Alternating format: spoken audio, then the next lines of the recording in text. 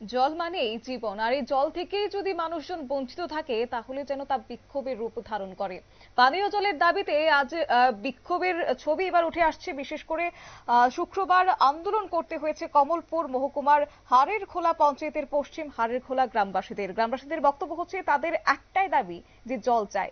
গত 15 দিন যাবৎ পানীয় জল সরবরাহ বন্ধ হয়ে রয়েছে এবং যার কারণে সমস্যায় পড়তে হচ্ছে গ্রামবাসীদের।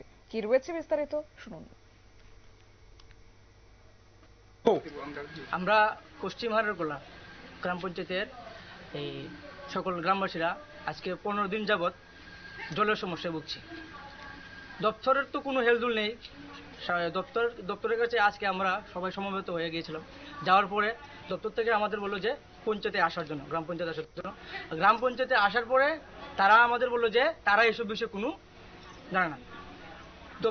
দপ্তরের কাছে গেলে পরে দপ্তর বলে পঞ্চায়েত, আর পঞ্চায়েতের কাছে গেলে দপ্তর, এরকম ভাবে চলছে। আজকে 15 দিন যাবত ধরে আমরা এলাকাবাসী জলের সমস্যায় আজকে পুরো 15 দিন ধরে মেশিন ওকে জয় আছে, কিন্তু কোনো হেলদুল নেই কারোরই। হ্যাঁ, আর যেই সমস্যাটা অপারেটর জল যেভাবে পরিচালনা করা দরকার সেরকম ভাবে হচ্ছে না। এই অপারেটরের গাফিলতির কারণে মেশিনটা বারবার, সপ্তাহে একবার, মাসে তো 15 থেকে 20 বারই মেশিনে ওকে জয় থাকে। আমরা গ্রামবাসী আজকে এই সমস্যার সম্মুখীন। অবশ্য গত কয়েকদিন ধরে জলের দাবিতে বারবার স্থানীয় ডিডব্লিউএস দপ্তর এবং পঞ্চায়েতের দাবি জানিয়ে আসলেও জলের কোনো সুরাহা হয়নি। জানিয়ে জল না পেয়ে অবশেষে শুক্রবার জলের দাবিতে পঞ্চায়েত অফিসে গ্রামবাসীরা সবাই মিলে বিক্ষোভ প্রদর্শন করে এবং ক্ষোভের সহিত গ্রামবাসীরা জানিয়েছে যে অনতিবিলম্বে জলের ব্যবস্থা করে দিতে হবে।